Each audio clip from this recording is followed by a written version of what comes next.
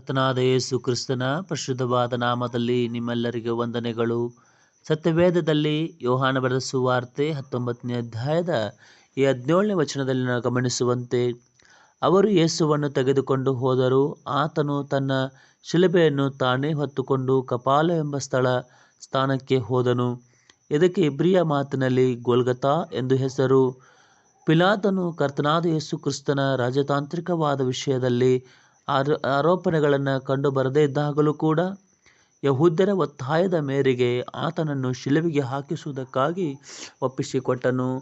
ಯಹೂದ್ಯರು ಆತನನ್ನು ಕರೆದುಕೊಂಡು ಊರ ಆಚೆ ಇರುವಂತಹ ಒಂದು ಪ್ರದೇಶ, ಗೊಲ್ಗತಾ ಪ್ರದೇಶ, ಯೆರೂಸಲೇಮಿನ ಒಂದು ಪಟ್ಟಣದ ಹೊರಗೆ ಇರುವಂತಹ ಪ್ರದೇಶವಾಗಿತ್ತು.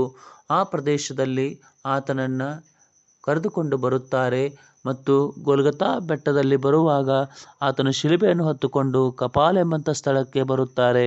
ಅದನ್ನೇ ಇಬ್ರಿಯ ಮಾತಿನಲ್ಲಿ ಗೊಲ್ಗತಾ ಎಂದು ಕರೆಯುತ್ತಾರೆ.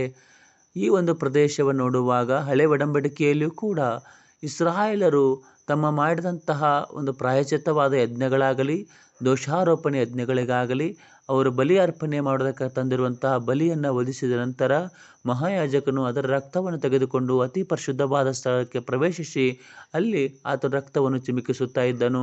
ಹೀಗೆ ಅದು ಪಾಪ ವಿಮೋಚನೆ ಕಾರ್ಯವಾಗುತ್ತಾ ಇತ್ತು. ಹಾಗೆಯೇ ಊರ ಆಚೆ ಇರುವಂತಹ ಪ್ರದೇಶದಲ್ಲಿ ಆ ಒಂದು ಪಶುವಿನ ದೇಹವನ್ನು ಅರ್ಪಣಿಸ್ತಾ ಇದ್ದರು.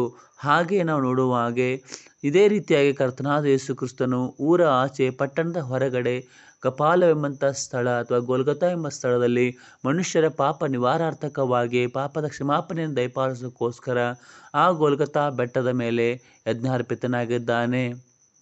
ಆತನಿಂದ ಉಂಟಾಗುವಂತಹ ರಕ್ಷಣೆ ಭಾಗ್ಯವನ್ನು ಹೊಂದಬೇಕೆಂದು ಮತ್ತು ಆತನ ಮೇಲೆ ನಂಬಿಕೆ ಇಡುವ ಮೂಲಕವಾಗಿ ನಿಮಗೆ ದಯಪಾಲಿಸಬೇಕೆಂದು ದೇವರು ತನ್ನ ಸಹಾಯ ಮಾಡಲೆಂದು ನಮ್ಮ ಪ್ರಾರ್ಥನೆಯಾಗಿದೆ.